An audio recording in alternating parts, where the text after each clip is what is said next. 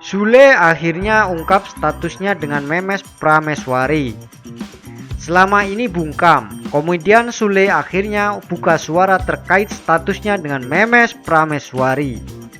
Beberapa waktu lalu, geger foto Sule dan Memes Prameswari kenakan baju pengantin.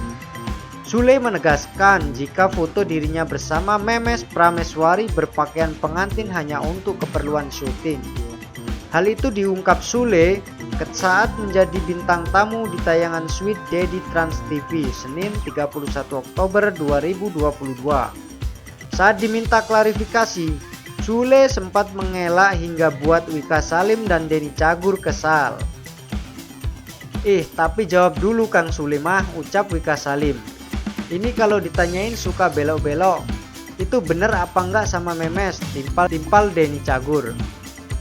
Alih-alih menegaskan hubungannya dengan Memes, Sule justru menyinggung soal orang pintar seharusnya tak mudah tertipu. Apalagi publik tahu jika bapak 5 anak ini berprofesi sebagai seorang pelawak. Soal nikah sama Memes, kalau orang pintar mah masa ia percaya?